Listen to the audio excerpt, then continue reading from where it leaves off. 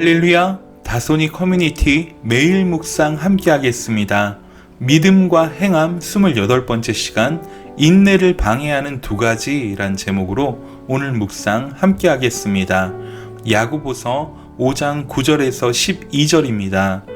형제들아, 서로 원망하지 말라. 그리하여야 심판을 면하리라. 보라, 심판주가 문 밖에 서 계시니라. 형제들아, 주의 이름으로 말한 선지자들을 고난과 오래 참음의 본으로 삼으라. 보라, 인내하는 자를 우리가 복되다 하나니 너희가 욥의 인내를 들었고 주께서 주신 결말을 보았거니와 주는 가장 자비하시고 긍휼히 여기시는 이시니라. 내 형제들아, 무엇보다도 맹세하지 말지니 하늘로나 땅으로나 아무 다른 것으로도 맹세하지 말고 오직 너희가 그렇다고 생각하는 것은 그렇다 하고 아니라고 생각하는 것은 아니라 하여 정죄받음을 면하라. 아멘. 어제에 이어 계속해서 묵상을 이어나가겠습니다. 자, 그렇다면 주께서 강림하실 때까지 길이 참아 굳게 서는 일을 방해하는 것들은 무엇인지 오늘 본문을 통해 살펴보도록 하겠습니다. 본문에는 두 가지가 두드러지게 설명되어 있는데요. 첫 번째는 무엇입니까? 서로 원망하는 것입니다. 고난과 훈련의 시간들을 잘 극복하지 못하는 사람, 믿음에 굳게 서지 못한 사람들이 드러내는 심각한 문제가 바로 원망입니다. 원망은 문제의 책임을 다른 사람 탓으로 돌리는 마음입니다. 내가 선택한 결과로 찾아온 고난의 문제를 다른 사람 탓으로 돌리려는 연약함이 바로 원망입니다. 서로 원망했다는 것은 공동체가 인내의 한계를 드러내고 있다는 것입니다. 이 원망은 아담과 하와 때부터 시작되었습니다. 무슨 말입니까? 타락한 인간은 쉽게 원망하는 방법을 택하고 내가 책임져야 할 내 선택에 대해서 책임지려고 하지 않는다는 것입니다. 다른 사람을 탓함으로 내 책임을 벗어버리려는 그러한 성향이 있다는 것입니다. 믿음의 여정을 걸어가며 만나는 수많은 어려움 앞에 우리는 서로 원망하는 어리석은 선택을 해서는 안 됩니다. 그 원망은 사단이 가장 좋아하는 것으로 공동체를 깨트리는 지름길이기 때문입니다. 여기서 우리가 주목할 것이 있습니다. 야고보서의 주제가 믿음과 행함이라고 말씀드렸습니다. 하나님은 우리의 일상을 보시고 심판하시는 것입니다. 일상은 매일매일 우리가 평범하게 살아내는 삶을 의미합니다. 그 매일의 일상을 심판주가 지켜보신다는 것을 우리는 깨달아야 합니다. 언제 주님이 다시 오실지 알 수 없지만 임박한 심판에 대한 두려움을 가지고 일상에서 주님의 뜻에 순종하기 위해 애쓰고 노력해야만 합니다. 이 원망이란 것은 연약한 사람이 택하는 가장 손쉬운 방법입니다. 말세를 살아가는 성도에게 찾아오는 믿음의 시련들은 주님 다시 오실 때까지 계속될 것입니다.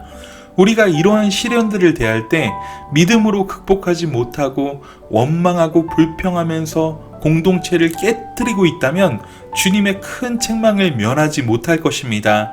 우리는 믿기 힘든 시련과 고통을 당한 욥을 항상 기억해야 합니다. 오늘 본문에서는 욥의 예화를 들고 있습니다.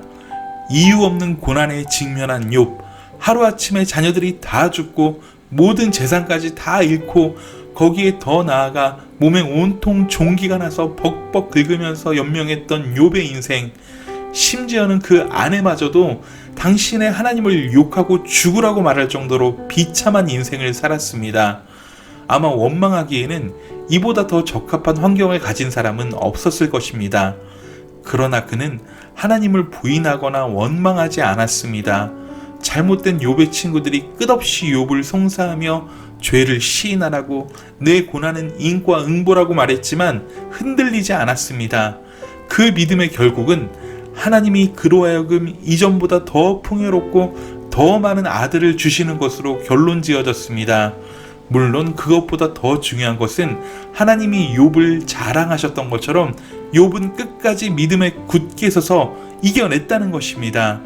문제의 핵심은 우리가 살고 있는 바로 지금, 우리가 살아내야 하는 성도로서의 삶을 어떻게 살 것이냐는 것입니다. 원망하고 불평하고 포기하고 돌아가는 선택을 할 것이냐는 것입니다. 아브라함은 하나님과 약속을 받은 후에 오래 참아 그 약속의 수혜자가 되었습니다. 믿음은 오래 참는 것입니다. 인내의 싸움입니다. 순식간에 이루어지는 어떤 무엇이 아닙니다. 믿음은 관계요, 지속성이란 말입니다. 그러므로 원망을 그치고 믿음에 굳게 서야 합니다. 욥과 같이 요동하지 말아야 합니다. 유혹과 시험에 지지 말아야 합니다. 주님이 어떤 분이신가를 분명히 아십시오. 주님은 가장 자비하시고 긍휼히 여기시는 분이십니다. 내게 그 긍휼과 자비가 느껴지지 않는다고 해서 주님이 자비하시지 않다고 말해서는 안 됩니다. 귀한 열매를 바라는 농부의 마음으로 길이 참고 말씀에 굳게 서서 원망하지 마시기 바랍니다. 그게 믿음으로 사는 것입니다. 상황에 따라 너무 쉽게 변하는 그러한 믿음 되지 마시고 어떤 상황이 닥쳐도 변함이 없는 견고한 믿음의 사람이 되십시오. 이제 두 번째입니다. 주님께서 강림하시기까지 믿음의 삶, 인내의 삶을 방해하는 두 번째 방해물은 부정직입니다. 진실하지 못한 것입니다. 쉽게 맹세하고 지키지 않는 것입니다. 너희가 그렇다고 생각하는 것은 그렇다 하고 아니라고 생각하는 것은 아니라고 하는 것이 믿음이란 것입니다. 너무 쉽게 맹세하고 지키지 못하는 성도가 되어서는 안 된다는 것입니다. 이 헛된 맹세는 믿음으로 인내해야 하는 여정에 찾아올 수 있는 시험입니다. 박해가 심하고 삶이 어려워지자 쉽게 모면하는 방법으로 선택하는 것이 바로 헛된 맹세입니다. 진실하지 않은 삶을 사는 것입니다. 여러분, 믿음으로 살아가는 여정에 진실보다 더 큰 무기는 없습니다. 진실하지 않은 사람에게 무엇을 기대할 수 있겠습니까? 너무 쉽게 맹세하고 쉽게 어기는 진실하지 못한 신앙생활이 되지 않도록 마음을 새롭게 하고 결단해야만 합니다. 쉽게 요령으로 순간을 모면하려는 그러한 생각을 버리십시오. 진실만이 힘이 있는 것입니다. 사랑하는 여러분, 우리의 여정이 끝나는 때가 언제입니까? 바로 주께서 강림하실 때입니다. 그때 우리는 영원한 천국을 상속받고 생명의 부활로 영생하게 됩니다. 문제의 핵심은 주께서 강림하시기까지의 그 기간입니다. 그 기간이 성도에게는 인내의 기간이요, 믿음의 시련과 연단의 기간이요, 광야 훈련의 기간이며 또한 이 땅에 임한 천국의 축복을 누리는 기간이란 것입니다. 이 기간을 승리로 이끌기 위해 야고보 장로는 농부를 생각하라고 도전합니다. 열매를 기다리는 농부처럼 간절한 마음으로 이 기간을 보내야 한다는 것입니다. 주의 이름으로 말한 선지자들이 고난과 오래 참음을 본으로 삼아야 한다고 말씀합니다. 욥의 인내를 기억하라고 말씀하는 것입니다. 문제의 핵심, 바로 굳게 서는 것입니다. 요동하지 않는 것입니다. 흘러 떠내려가지 않는 것입니다. 마음을 굳게 하는 것입니다. 믿음에 견고히 서기 위해 하나님과의 관계는 필수입니다. 말씀과 기도, 예배와 찬양, 전도의 삶을 소중히 여기려는 그러한 노력이 필요합니다. 우리가 주님 오시기 전까지 조심할 것 두 가지입니다.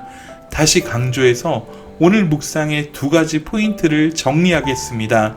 첫째, 서로 원망하지 않는 것입니다. 탓하지 마십시오. 어려움이 닥쳐왔을 때, 믿음의 시련이 닥칠 때 탓하지 마십시오. 둘째, 진실하십시오. 헛된 맹세로 순간을 모면하려고 해서는 안 됩니다. 진실만이 우리를 굳게 서게 할 수 있습니다. 또 한 가지 더, 어제의 묵상을 기억해 주십시오. 우리가 아무것도 없는데 인내할 수 없습니다.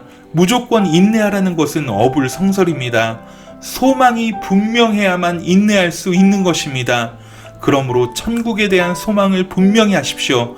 주님이 이 땅에서 살아내신 삶의 가치를 내 삶의 가치로 받아들여 그렇게 살기 위해서 몸부림치십시오. 그게 우리가 주께서 강림하실 때까지 오래 참아 승리할 수 있는 유일한 비결입니다. 사랑하는 우리 성도 여러분, 우리 인생은 한 번뿐입니다.